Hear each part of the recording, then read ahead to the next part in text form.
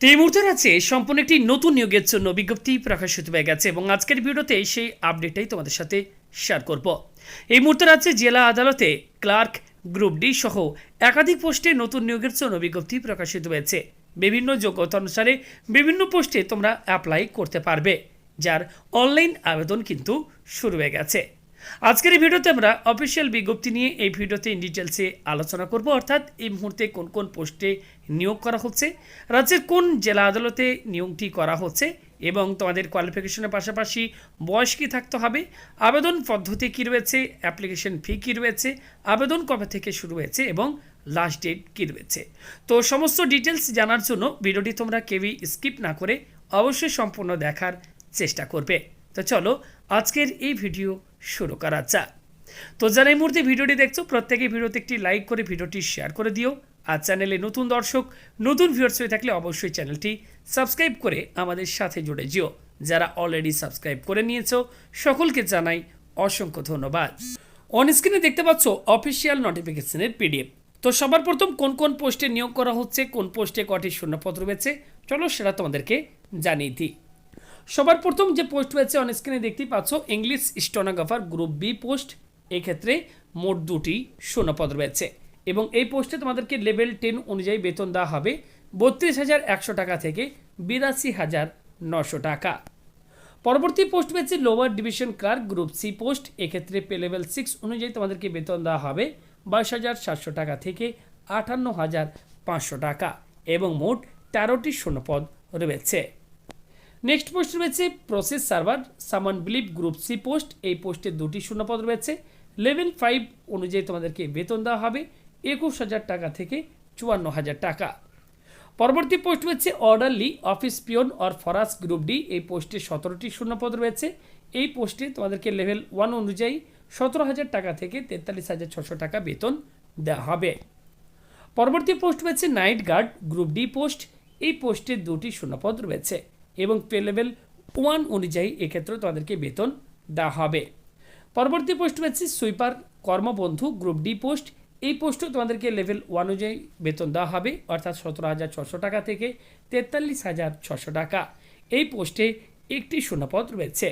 সব মিলিয়ে দেখতেই পাচ্ছ অন স্ক্রিনে তোমরা 37টি শূন্যপদ রয়েছে। বিজ্ঞপ্তিটি প্রকাশিত হয়েছে দেখতে পাচ্ছ office of the district and session জাজ কালিম্পং, অর্থাৎ এই মুহূর্তে রাজ্যের কালিম্পং জেলা আদালতে কিন্তু এই নিয়োগটি করা হচ্ছে।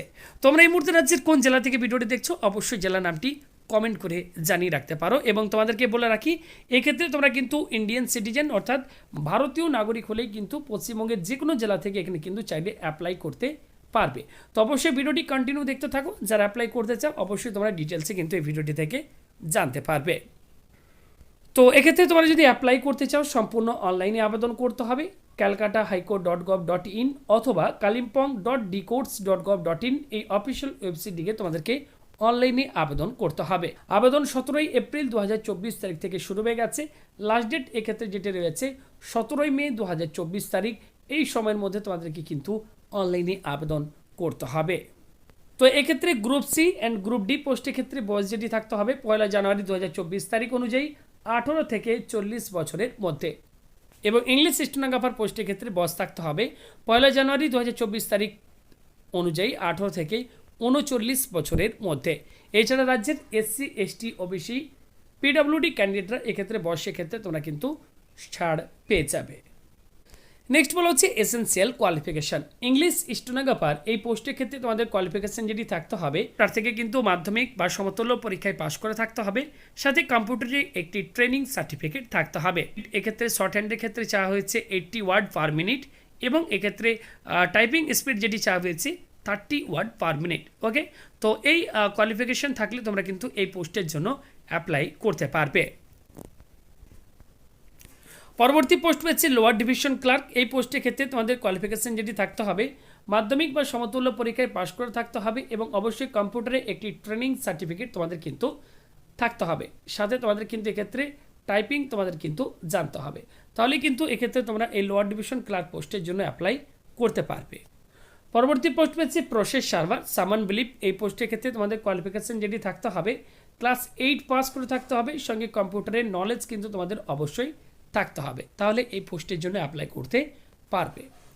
পরবর্তী পোস্ট গ্রুপ ডি। এই পোস্টের ক্ষেত্রে তোমাদের ক্লাস 8 পাস করে থাকতে হবে এবং এক্ষেত্রে কম্পিউটারের বেসিক নলেজ কিন্তু তোমাদের থাকতে হবে, তাহলে এই গ্রুপ ডি পিউন এবং ফরেস্ট পোস্টের জন্য অ্যাপ্লাই করতে পারবে।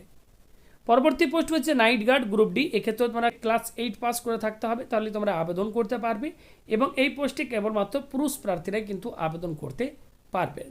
পরবর্তী পোস্ট হচ্ছে গ্রুপ ডি কর্মবন্ধু। এক্ষেত্রে তোমাদের কোয়ালিফিকেশন যেটি থাকতে হবে ক্লাস 8 পাস করে থাকলে তোমরা কিন্তু এই পোস্টের জন্য আবেদন করতে পারবে। নেক্সট দেখতে পাচ্ছ বলা হচ্ছে মোড অফ এক্সামিনেশন। এক্ষেত্রে সিলেকশন প্রসেস যেটি রয়েছে দেখতেই পাচ্ছ, ইংলিশ স্টেনোগ্রাফার গ্রুপ বি পোস্টের ক্ষেত্রে তোমাদের কিন্তু রিডিং এক্সাম হবে। দেখতেই পাচ্ছ এক্ষেত্রে 100 মার্কের রিটিন এক্সাম রয়েছে তোমাদের। তো রিডিং এক্সামে কোন কোন বিষয় থেকে পরীক্ষায় প্রশ্ন আসবে, সময় কি থাকবে, সেগুলি দেখতে পাচ্ছ এখানে ডিটেলসে দেওয়া রয়েছে। অবশ্যই তোমরা ভিডিওটি পজ করে বা নোটিফিকেশান ডাউনলোড করে তোমরা ডিটেলসে পড়ে নেবে। লোয়ার ডিভিশন ক্লার্ক পোস্টের ক্ষেত্রে দেখতে পাচ্ছ এক্ষেত্রে রিডিং এক্সাম রয়েছে 100 নম্বরের। এক্ষেত্রে কোন কোন বিষয় থেকে পরীক্ষায় প্রশ্ন আসবে, সময় কি থাকবে, সেগুলিও দেখতে পাচ্ছ এখানে ডিটেলসে দেওয়া রয়েছে। প্রত্যেকটি পোস্টের ক্ষেত্রে দেখতে পাচ্ছ এখানে কিন্তু সিলেবাসটি কিন্তু মেনশন করা রয়েছে। তো এখান থেকে তোমরা অবশ্যই দেখে নেবে তোমাদের কত নম্বরে পরীক্ষা হবে, পরীক্ষায় কোন কোন বিষয় থেকে প্রশ্ন আসবে। শুধুমাত্র কর্মবন্ধু এই পোস্টের ক্ষেত্রে কিন্তু কোনো রিডিং এক্সাম হবে না, সরাসরি ইন্টারভিউয়ের মাধ্যমে কিন্তু এক্ষেত্রে সিলেকশন করা হবে। এবার আসি অ্যাপ্লিকেশন ফি। তো অ্যাপ্লিকেশন ফি এক্ষেত্রে কিন্তু অনেকটাই হাই রয়েছে, তোমরা দেখতেই পাচ্ছ এক্ষেত্রে অ্যাপ্লিকেশন ফি অনেকটা হাই রয়েছে। ইংলিশ স্টেনোগ্রাফার গ্রুপ বি পোস্টের ক্ষেত্রে এক্ষেত্রে ইউআর ক্যাটাগরি প্রার্থীদের, ইউআর ওবিসি ক্যাটাগরি প্রার্থীদের ক্ষেত্রে অ্যাপ্লিকেশন ফি রয়েছে 800 টাকা, এসসি এসটিদের ক্ষেত্রে রয়েছে 600 টাকা, পিডাব্লিউডি ক্যান্ডিডেটদের ক্ষেত্রে অ্যাপ্লিকেশন ফি রয়েছে 320 টাকা। লোয়ার ডিভিশন এই পোস্টে দেখতে পাচ্ছ ইউআর ওবিসি ক্যাটাগরি প্রার্থীদের অ্যাপ্লিকেশন ফি রয়েছে 700 টাকা এবং প্রসেস সার্ভার সামান বিলিপ এই পোস্টের ক্ষেত্রে ইউআর ওবিসি ক্যান্ডিডেটদের অ্যাপ্লিকেশন ফি রয়েছে 700 টাকা। এসসি এসটি ক্যান্ডিডেটদের অ্যাপ্লিকেশন ফি রয়েছে 500 টাকা করে এবং পিডাব্লিউডি ক্যান্ডিডেটদের অ্যাপ্লিকেশন ফি রয়েছে 280 টাকা করে।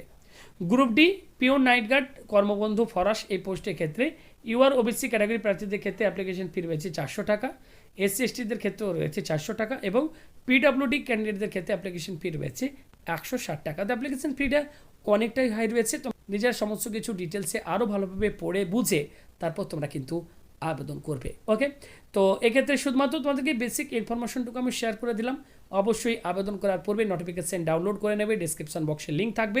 এছাড়া আমাদের অফিসিয়াল ওয়েবসাইট examdisha.in ভিজিট করতে পারো, সেখান থেকেও তোমরা কিন্তু এই নোটিফিকেশানটি ডাউনলোড করে নিতে পারবে।